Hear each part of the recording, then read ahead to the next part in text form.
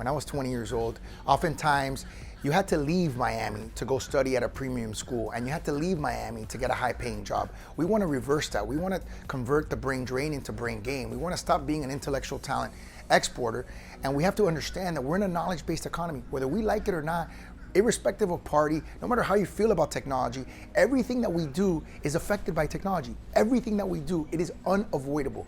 Any city that does not spend time, energy, and emphasis growing the tech ecosystem is getting left behind. It's that simple. A lot of the locals here have been quietly laying down the groundwork and building the community, but what the excitement of recent kind of started, I would say, with COVID happening. A lot of people realizing with remote work being more acceptable, they were no longer constrained by where their company was based, and so it opened up a host of possibilities about where they could live, and started to think about where do they want to live, what was kind of a good fit for the lifestyle that they were wanting to live. And so a lot of folks started to come to Miami, and what was, I think, different about this time is they began exploring it beyond just South Beach. South Beach is great, but we have so many great neighborhoods here that appeal to different folks. And so they started to see Miami in a new light and realize, instead of asking why Miami would be a hub for tech, they started saying, why couldn't it be a hub? Why not? What has made Miami tech unique from other cities are a couple of factors. The first of which is we are a diverse market.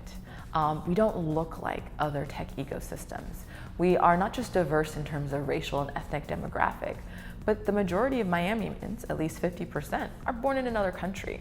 So you've got this global positioning that probably puts us on par with places like Singapore versus the Valley or New York. The other thing that made this moment really unique is that we've been doing a lot of groundwork to really start to develop the infrastructure at its early stages to support what we think is going to be a massive growth cycle in our tech ecosystem. So the accelerators, the incubators were here, the co-working spaces were here. I think at one point we had the largest concentration of co-working spaces per capita in the country. We have this amazing inflow of great talent. The academic institutions were here. And so while we do have challenges, and we're the first to admit that Miami tech is not perfect, there's so much foundationally that we've been intentional about putting into place. Some of the largest investors in the world are moving into South Florida now, and on top of that, startups are moving, and on top of that, we have groups like the Knight Foundation and SoftBank, like SoftBank saying, hey, here's millions of dollars funding if your startup's in South Florida or if you move it to South Florida.